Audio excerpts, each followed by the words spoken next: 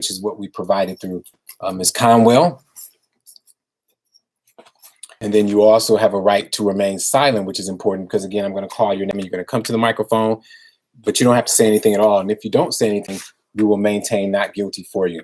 All right, the first case, Mr. Lewis Gray, 21 TRC 01880. Mr. Gray, this is a charge of driving under the influence.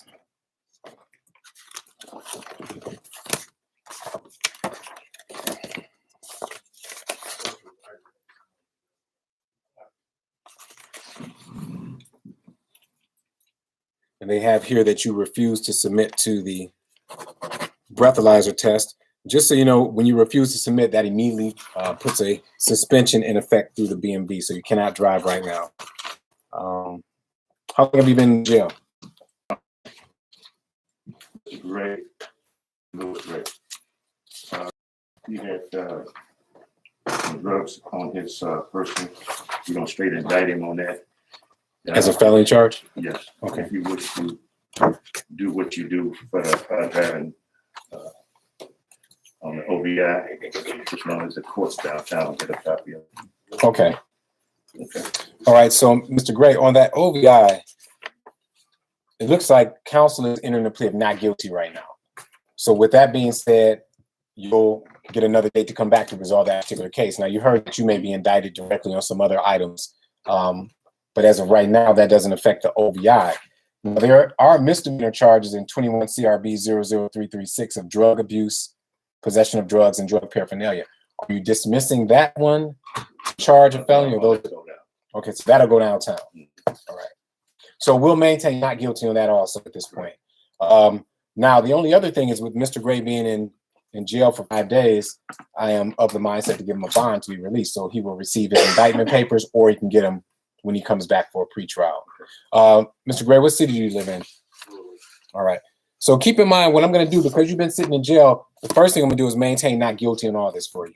I'm going to set a pretrial, trusting that you're going to come back so that there doesn't have to be a warrant issue for your arrest.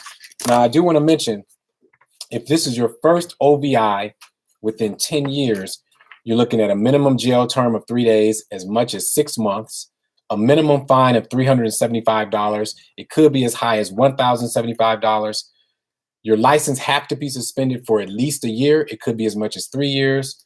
And then you can get driving privileges. But what's really important for people to understand is that in Ohio now, the way they've changed the OVI laws, you cannot get a second one within 10 years, second or third, because your penalties increase astronomically as far as your fines, as far as mandatory jail time. So it's really kind of a matrix, a trap of the system with the OVI. So you got to keep that in mind. But we're maintaining not guilty on all that today. I'm going to set a return date for you, which will be the 19th of this month at 9:30 a.m. And I'm going to let you out on a $10,000 personal bond on all of these charges, all right? So the key is you just got to come back on the 19th. And again, if you get any additional charges, most likely we'll know by then and we'll go from there, okay? All right, you can have a seat. Thank you.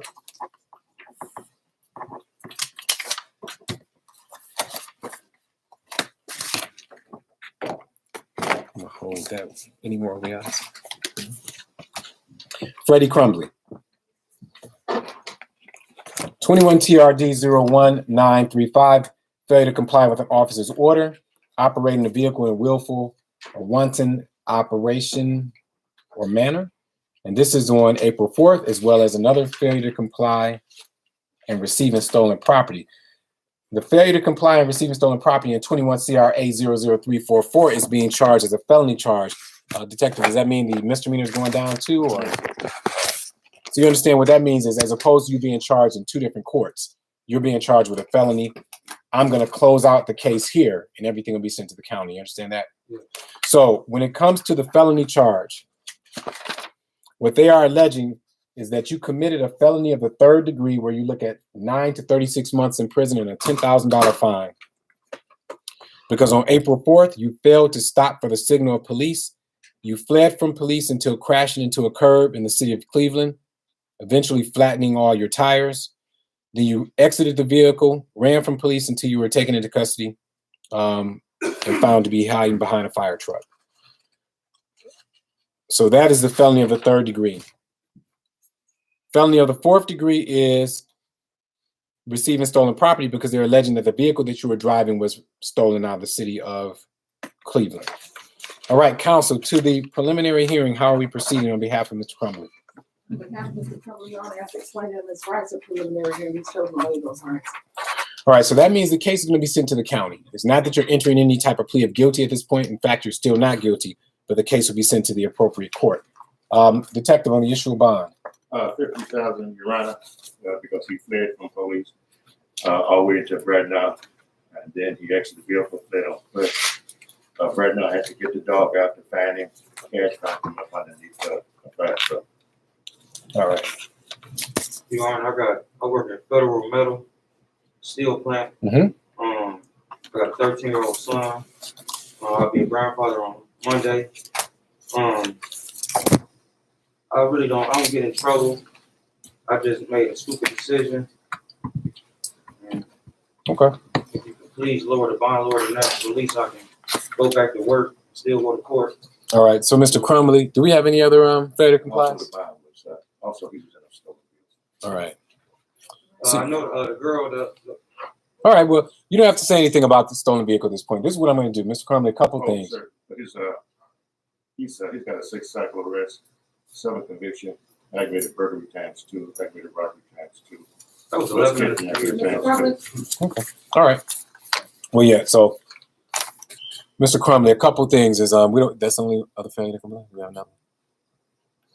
All right. So, a couple things. The reason why the city is requesting that high bond is because I'm not sure if you're aware. You may be aware, but it seems that for the last 5 or 6 months, the popular thing to do in our communities is run from police in these cars. Not just saying you, but I mean, I see them. It seems like I see these cases 4 to 5 times a week. And a lot of times what I'm seeing is people standing in front of me, not like you, but in a cast or something like that because they got hurt. Or I had a couple of cases where they've hurt innocent people. So, and I see here, I actually read down where it said you may have said or told somebody you freaked out, so you ran or kept going, whatever the case may be. You don't even have to speak on it. No, because right now I'm not even speaking about the car. I'm talking about the chase. I'll get to the car. The car is easy. The chase is what's hard for me because people are getting injured who don't even know the individual's driving. You know what I mean? I'm riding down the street, I'm chilling, and there's a high-speed chase that puts me at risk. So that's the main thing. I mean, the car thing, it sounds like you can work that out. All right, but this is what I'm gonna do for you, Ms. Crumbly. Partially. Can I show you my job history? Nope, don't even do that. So, and this is important for everybody else too. If you have a felony charge, the bond that I set is the bond that's going to be between now until you get to the county. At the county, the judge can raise your bond or lower the bond, or based on COVID-19, they may even give you a personal bond. Those are all the options. I have to give you a bond that goes from here to the county, and I'm going to set a court date for you. So the first things first, your court date is going to be Monday, 12th floor of the Justice Center at 9:45. That's first. And what I'm going to do on your bond in particular, noting the city's position and your request, I'm going to lower the bond. And, you know, obviously these are serious charges. One reason I'm lowering the bond, and it speaks totally different than everything that the detective read here. And I'm hoping, you know, that you don't go out and make me look crazy by doing something crazy. But it's the way that you're presenting. You know what I mean? I don't know nothing about the burglar. I mean, the car and all that stuff, but you seem to understand the gravity of what you did. You seem to understand that you shouldn't have done all this. A lot of people stand before me almost like they didn't do nothing wrong. They can't even understand why they're standing there on these chases and things like that. So because of that alone, I'm gonna cut your bond in half. It'll be $25,000 as opposed to 50. So that should give you a little bit of leeway to get out. Other than that, if you don't make that bond, the judge downtown can lower it, okay? All right, so and the other case is closed. It'll just go downtown with you. So I won't be seeing you again. It'll just be the county, all right? Yes, sir. You say Monday. Monday, 12th floor of the Justice Center at 9:45, but we'll give you a reminder. Absolutely. All right, you can have a seat. Take care. 21 CRA 00345. Is it Teray Johnson? This is a charge of felonious assault and robbery. The robbery is a felony of the 2nd degree, 2 to 8 years and a $15,000 fine because they're saying that you did inflict serious physical harm and took $250 from a person. There's a felonious assault, felony of the second degree, 2 to 8 years and a $15,000 fine because they're saying that you did cause serious physical harm to Mr. Trailer. You had a chance to speak with the defense attorney, correct? Yes. Ms. Conway, on behalf of Mr. Johnson. On behalf of Mr. Johnson, Your Honor, I don't think he signed that form, so. He refused to sign the form, sir. Okay. Are we having the preliminary hearing or? I'm trying to get out of town. I feel like there is no reason for us to, y'all already did what y'all did. I mean, so ain't no reason, I don't want to waste y'all time and I don't want y'all to waste mine. Okay. So one thing for sure, we're still maintaining not guilty right now. Yeah, for sure. Detective, on the issue of bond. 200,000, Your Honor, because the victim is still in the hospital, Your Honor. We haven't had a chance to talk to him because he's supposed to be getting ready to go to surgery on his injury that he received. Mr. Johnson, are you able to afford any bond at this point? To be honest, my funds like way low, but that bond that got set right, that's enough to keep me sitting down. Okay. That's what you asked. No, because really what I'm trying to figure out is, even in your position, I would be willing to lower the bond. I normally would cut it in half. That's $100,000. I don't even know if you can make $100,000 bond. Most people can't. What's the 10%? It's $10,000. Okay. That's the 10%. Yep. So what will happen is the bond that we set here will be reviewed when it gets to the county. They'll decide whether they're going to give you a personal bond or even lower. Okay. But you'll be down at the county on Monday. You can have a seat. What's today? Yeah. Oh, before you sit down, there was an old case, another case, 21 CRB 00343. We're going to make that 100,000. Yeah. Drug abuse. Yeah, I was weed. I was smoking. Was this the same date? No, different date. I called with weed on the 4th. They say the difference. I guess that situation. Oh, that's together. You're right. That's going downtown. Is that? Oh, that's is this? It's not the same date though, detective. So it's Yeah, from what happened is you came into the police station and he had it on him. on the 4th. After his son saw me with a pole. Okay. I mean, All right. So you're right, detective. I don't know all the details, so I'm gonna accept your position that this will be sent to the county. Yeah. All right. So everything that we have today will be sent with you to the county. All right. And if you have any questions, the defense attorney can help you. But so none of these matters will be reset for here. All right. All right. Take care.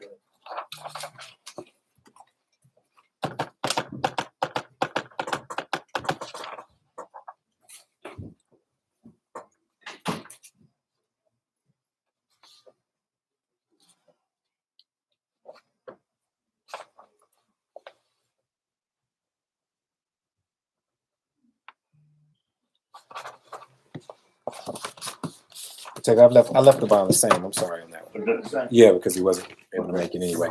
Deshaun Perry. Mr. Perry, 21 CRA 00346 is a charge of burglary, violating a temporary protection order, and carrying a concealed weapon. The carrying concealed weapon is a felony of the 4th degree, 6 to 18 months, and a $5,000 fine. They're stating that on or about March 28th, you did have a concealed weapon on your person. The burglary is a felony of the 2nd degree. For that one, you're facing 2 to 8 years in prison and a $15,000 fine because they're saying that you did enter or trespass an occupied structure in the residence of a Miss Bailey without her permission, and you beat her, causing injuries, and that happened on or about March 28th. And then there's a violation of a protection order because there was a protection order issued by the city of Shaker Heights, their municipal court, telling you not to come in contact with Miss Bailey, but you did so, violating their order. That's a felony of the 4th degree where you're looking at the possibility of 6 to 18 months and a $5,000 fine. You spoke with the defense attorney, correct? Ms. Conwell, on behalf of the defendant in regard to the felony charges, how are we proceeding? What's his last name again? This is Mr. Perry. Mr. Perry, okay, but that's Mr. Perry, Your Honor. That's the plaintiff in this rights of front clause and he's supposed to waive it. All right. So, Mr. Perry, that means the case will be sent to the county. You're still not guilty as you stand right here. You understand that? Ms. Johnson, you have something to add? Mark Johnson, just for the record, I just wanted to state, his insight, so, you can take this into consideration when regarding bond. He had a case that was actually here last year for violating the protection order against the same young lady that was the CPO that was out of Shaker. He has a case in Shaker that has a warrant out for his arrest because he hasn't returned for that for another domestic violence. He has a case in only a felony, the Shaker, and then he has one in Cleveland for domestic violence. Same girl. 2 days before he was 2 or 3 days before he was arrested here, he went over there 2 more times. She called the police. So he's frequently visiting this young lady.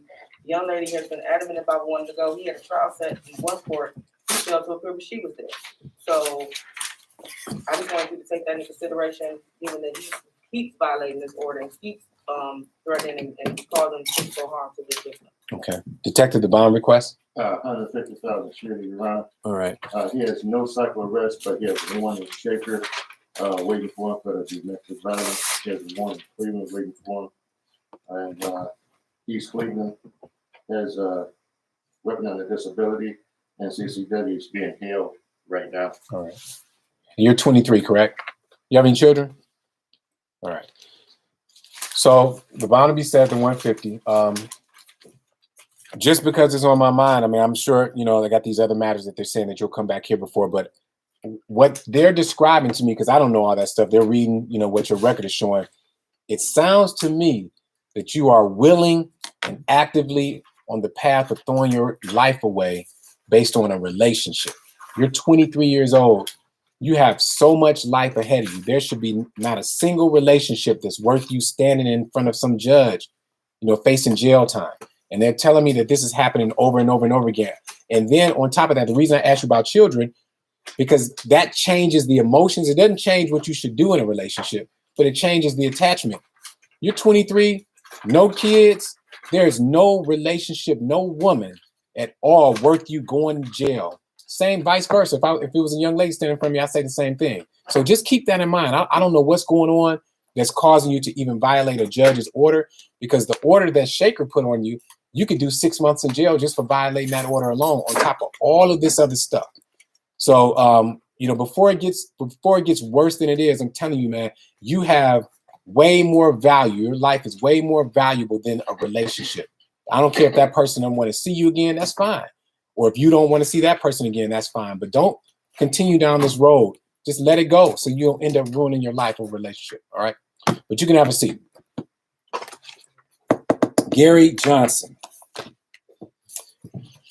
Mr. Johnson, 21 CRB 00339. Mr. Johnson, how long have you been in jail?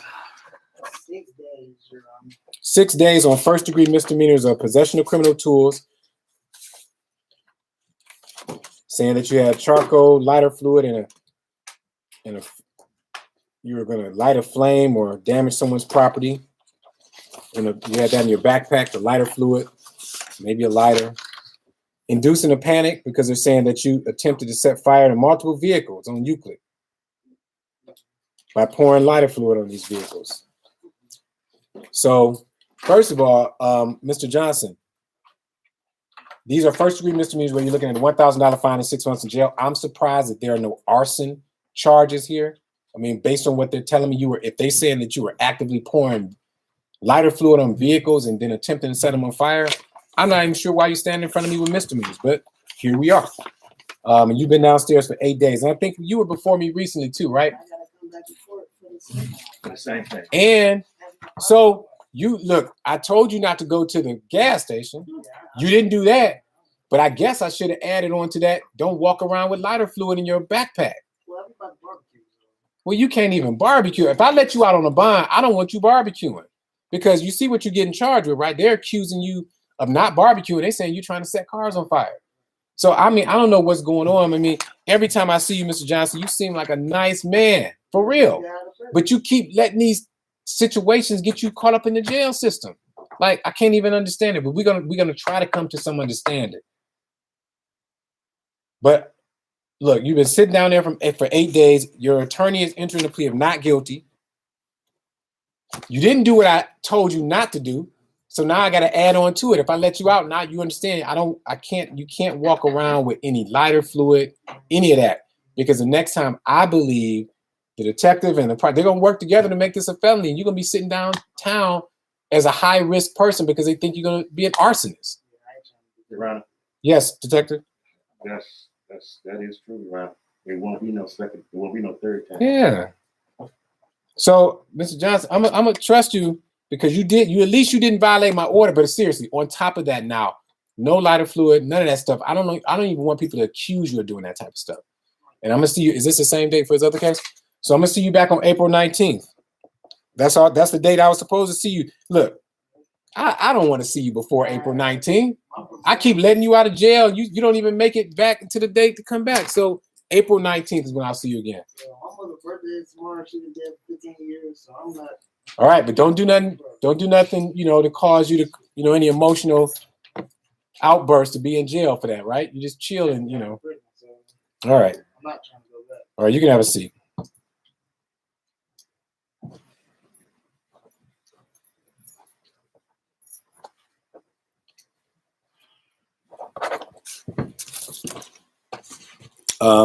Melton Peoples.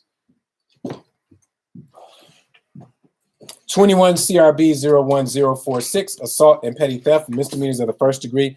These are from December 14th. Did you know these charges existed against you? No, I did not. Mr. I'm a lady. Well, yeah. Give me a second, because your attorney don't want you to speak. How long have you been in jail? About 3 days. How did you end up being arrested now? My sister took care of called the police on me. They brought me in. Okay, that's cool. Let me go. And then they just said this old case came up. But it was already straightened out. Okay. Yeah, she don't want you to say anything because the defense attorney may want to go in a whole different direction. I already talked to Mr. Jackson. All right, well, hold on 1 second.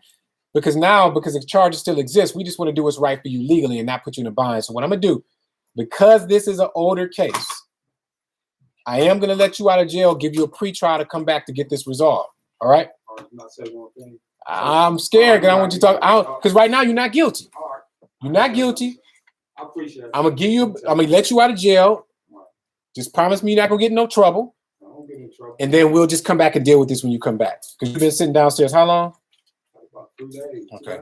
2 days. 2 days. All right, thank you, Ms. McCullough.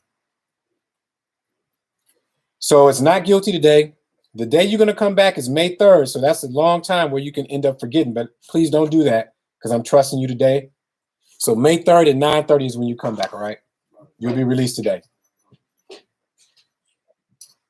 So this is straight release, right? This ain't no bond. That's a good question. It's not straight release. What it is a personal bond, which means I'm guaranteeing your release. I'm going on the record saying I trust you. So if you don't come back or if you do something crazy, they're gonna look at me. So you don't have to pay anything.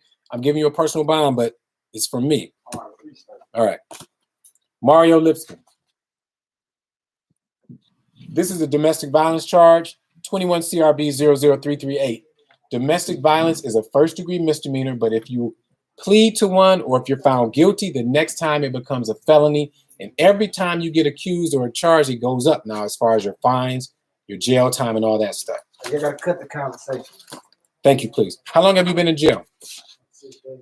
6 days. They are alleging that you punched a Miss Watley, a family or household member in the face, causing physical injury on April 3rd. You spoke with the defense attorney, and it looks like you're entering a plea of not guilty right now, correct?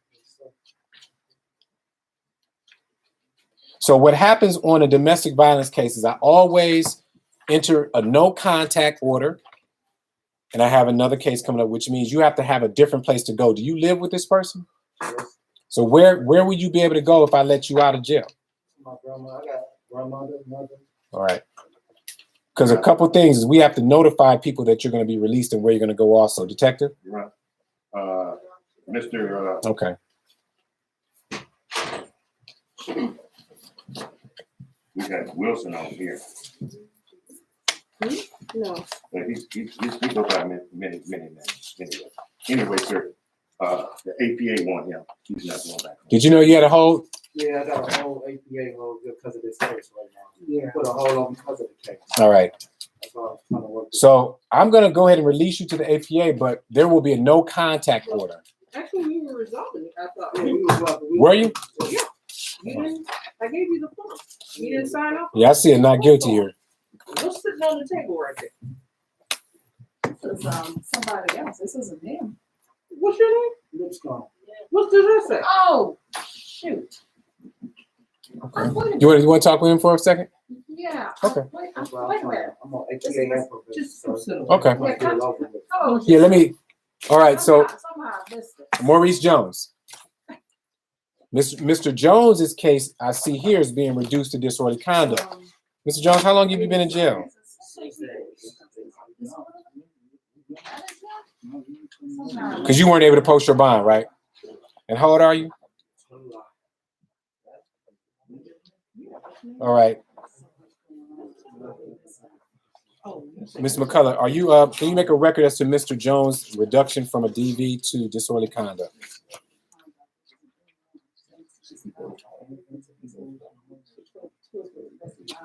Ms. McCullough? Yes. Can you make a record as to Mr. Jones's reduction from a domestic violence to disorderly conduct? Yes, his mother that was a victim in this matter had contacted me.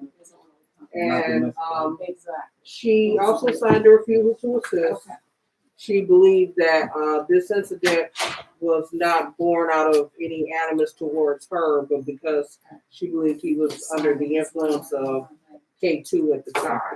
So she really was advocating for him and saying that, you know, he really didn't need to do it. And she is in court. All right. So your mom, and you're okay with this charge being reduced from a domestic violence to disorderly conduct? Yeah. All right. And he's okay to come back home. Is that correct? Yeah. All right. So, Mr. Jones, how do you plead to the charge? Disorderly conduct. No. All right. So what I'm going to do, Mr. Jones, is I'm going to accept your plea with a finding of guilt based on what the city provided. Are you working currently? There's a $200 fine, but even more important than that, 180 days in jail, but I'm going to suspend the jail time. I'm gonna have you work with my probation department with MEG with Dr. Williams, and then after that, finish first. So you'll be on probation for a minimum of 12 months. And those are the programs that you have to. Now, I will say this though, because I can do probation, but oftentimes what I could do also, Mr. Jones, if you don't mind, I could do, if you rather do 6 months in jail, just do the jail time as opposed to probation. Okay, that makes sense. That's a smart decision. Because something happened, and the probation that we have you on is really just aimed at giving you tools to make yourself better. It's not even necessarily always about what you are here for. It's about giving you tools that you can take to the next level. So I saw your body language, but it's the best thing for you. Absolutely. Absolutely. Absolutely. You have a son that's going to be born? And think about it. I'm telling you, the stuff you gain from our probation is something that you can even use when dealing with your son and helping your son grow up to be, a responsible young man. Don't end up in these situations. Miss Ivy, you had a question? Yes, Your Honor. And I'm not asking for the matter A date. at all. But I'm wondering, I'm hearing K2 was used. I don't know why that's not being commented on. Maybe we don't know like you do, because it went past me. No, they said. No, I'm saying so enlighten us. No, I mean, but enlighten everybody on the severity of that. At the time when I had the conversation with the mother, I asked him, was this a problem? She didn't seem to believe it was a problem, but I thought it might be. Okay. So, Miss Ivy, you feel with him this morning. You feel that that's something we should look into? Okay. Okay. Well, what we could do, look, here's what happens with probation. Our team, because it's not about putting you on probation to waste your time. I'm telling you, that's not what we're about. It's about making sure that you are in the best position to be productive to your family and to your child that you're about to bring into this world. So, Miss Ivy, yes, if that's something that you want to get checked out, we can give him an assessment and see where he is in that regard. And if we need to work with him in that regard, or if it needs to be a drug court program, whatever we do, we want to put Mr. Jones. I'm telling you, Mr. Jones, in 5 years, 10 years, you're not gonna be on probation be that long, but you'll look back and say, that was a good situation. Even though I didn't want to do it, it helped me out a little bit. It gave me some tools, or it gave me a foot up so I could be a better and more responsible young man. So that's what we want to do for you. So thank you, Ms. Ivy. I'm not asking that you please be held in advance. Okay. I'm not asking for that. So Mr. Jones he's gonna meet with you on, is it Monday, Bailiff Sanders, at 10 o'clock? So Dawson, if you put him on my docket, please. So I'm gonna release you from jail today, and you're gonna come back. Is it still a Monday? No, it's gonna be a different day.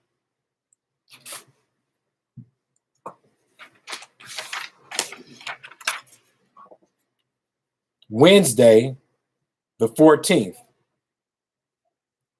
at 3:30. Thank you. So Wednesday, the 14th at 3:30, we will give you a reminder, and Mr. Jones will go through that with the probation, okay? And you'll be released today. All right, you can have a seat.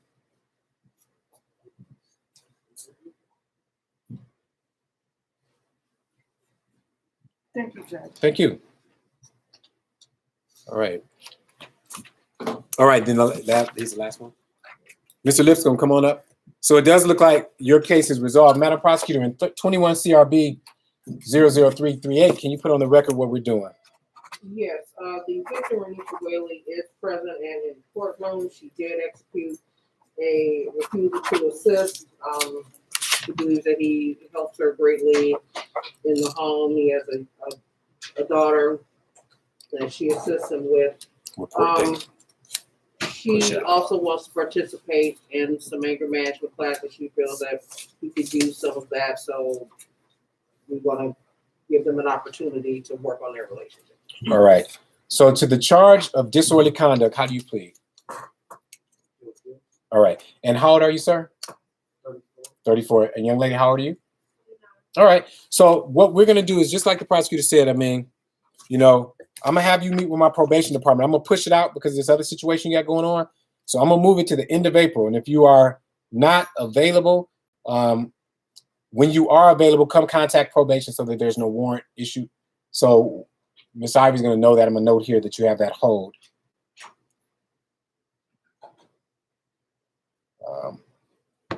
No contest plea, finding of guilt, $200 fine. But the main thing is what I want to do is because the two of you are willing to get some, you know, assistance with how you deal with each other in relationships, because relationships can be a lot of things, but they don't have to be violent. That's what you don't want. So, you know, we got to figure out how to deal with each other. Sometimes it just takes extra people just working, helping us work through some problems. So the counseling is excellent. What we're going to do is have you link up with MEG program and anger management. But all of that's going to take place after this APA situation you got going on. You understand that? Will they contact my PA officer? They should, absolutely. So I have a date that you're going to report to us. Miss Ivy behind you is going to give you some information for April 28th at 9 a.m. And I'm going to put here that you were released to the APA. So I'm not putting a bond out on you. Once you clear that stuff up with them, you will be released and we'll see you back on probation. And you're going to continue to work with Miss Johnson, correct? All right. Any questions at all? All I gotta do is take care of my PA. If they let me go today, I'm gonna go part of here today. If they let you go today, yes, you are free to go. So Miss Ivy, he's going to see you on the 28th of April. We're pushing it to that date because of the possible APA holds. Thank you, Judge. All right. And other than that, court is adjourned, everyone. Good luck. Ms. Conway, now I have to negotiate with you on your return. I want to see what's your plans on returning, so I want to set my schedule with yours. Oh, this afternoon? Mhm. Is there trials? Is there trials or what's Take care, brother. It's they have 3 trials set. All right, young man, good luck. 3 trials? But At what time? Warford is saying he's not sure if they're gonna go. Okay. I'm trying to negotiate with Ms. Conwell on her return. So you say it's 3 trials set, right? And what else is on the docket this afternoon?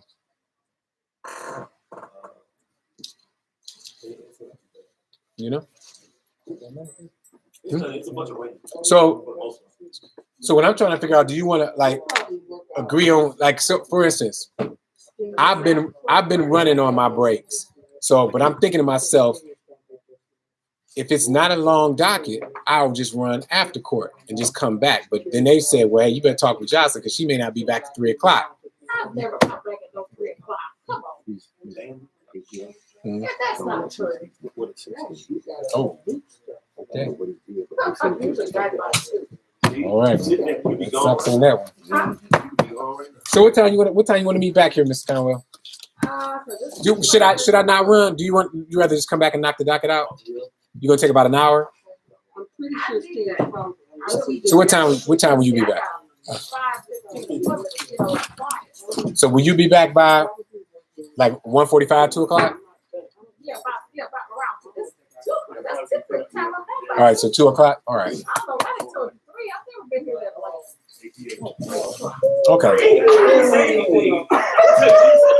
I can tell you, Miss Conway. I ain't gotta say nothing. It's cameras. Just can see. So there's cameras in here. I didn't say anything. You know, they never been on 3 o'clock. So Jocelyn, there are cameras here. I didn't have to say anything. Okay, I don't have to say anything. If you say you don't see it. Yeah. I was just joshing. I was just joking. I don't think you come back at 3. I got cameras. I don't have to say anything.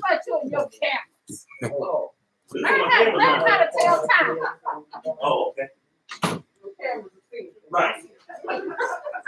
Have you talked to my brother yet? I have not.